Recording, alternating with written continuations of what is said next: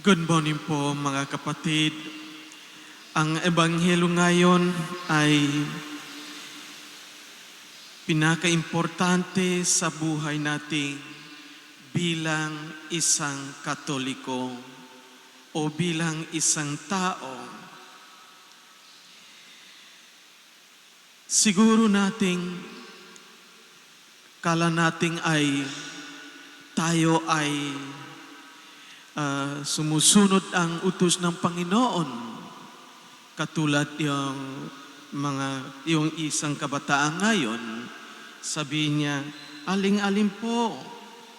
Sabi niya, Jesus, yung magbabawal. Sabi niya, I have followed all this. Nasunod na po ako. I have perfectly followed it.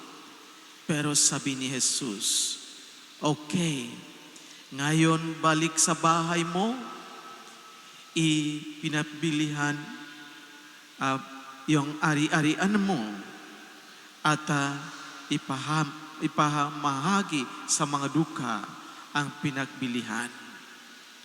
At babalik dito, sumunod ka sa akin. Ano ang resulta? Yung kabataan po ay malungkot. Malungkot dahil maraming po kayamanan.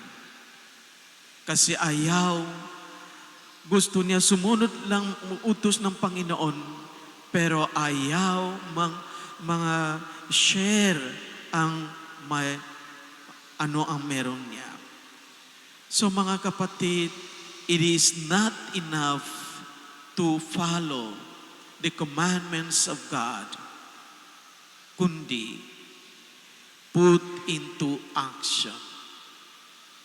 It is not enough to read the scriptures. It is not enough to follow the commandments unless we put what we read into concrete action. Ayaw yung bata kanina.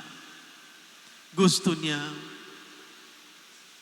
follow lang the commandments, read lang ng Bible, na salita ng Diyos.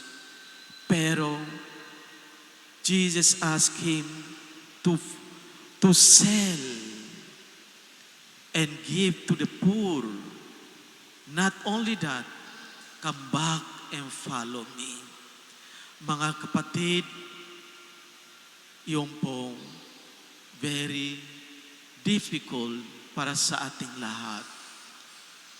Yung mga church workers, yung po ganun din po. Meron sila sa bahay maraming trabaho.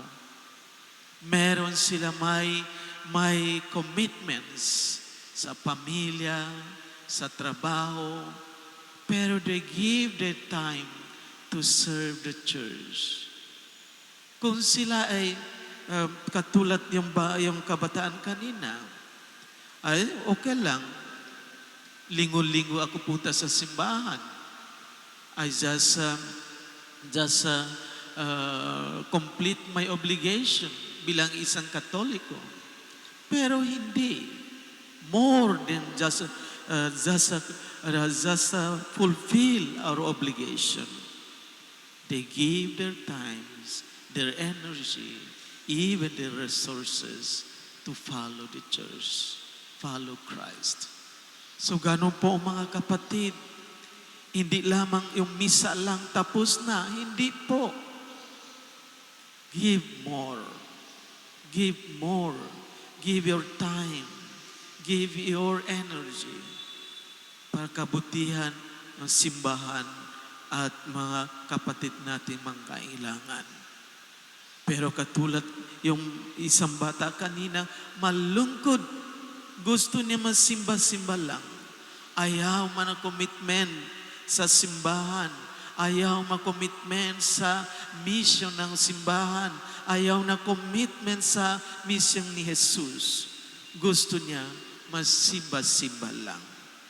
Ganon din mga kapatid, yung ang experience, yung kabataan kanina, i-reflect sa ating buhay din.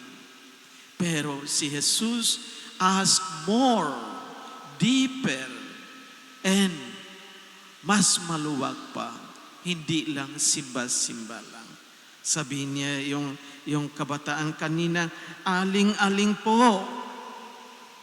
Sabi niya, Jesus, huwag kang papatay, huwag na mangangalunya, huwag kang magnanakaw, huwag nang masinungaling, huwag nang magsaksi. Igalang mo ang mga magulang mo. Sabi niya, okay, magandang naman. Sabi niya, tinutupad ko na noong lahat yon. Pero sabi ni Jesus, kung ibig mong maging ganap, humayo ka, ipagbili mo ang iyong ari-arian at ipamahagi sa mga dukha ang pagbilihan. Kapat ginawa mo yan, makaroon ng kayamanan sa langit. Yung po mga kapatid, siguro dito sa lupa hindi mayaman, pero ano ang ginagawa natin ngayon ay nandoon po. Doon, deposit doon sa kaharian ng Diyos. When we die, we will go there, we will be drawn. Dito sa lupa, sa mundo ay samantala lang. Ang buhay natin ay parang isang paglalakbay dito sa mundo. Ang tunay ng ang lugar natin, tunay ng ang bahay natin ay sa langit. So mga kapatid, while we are still on earth, ang puso at isip natin sa langit. Kasi hindi natin alam kailan tayo pumunta doon. Pero sigurado tayo pumunta sa kaharian ng Diyos. Kung tayo marunong mag-serve si Jesus, maglingkod simbahan, paglilingkod sa Panginoon natin. Sell everything. Hindi sabihin dito ay hindi kayamanan, hindi mga hari-harian natin. Ang sell natin yung mga walang silbi.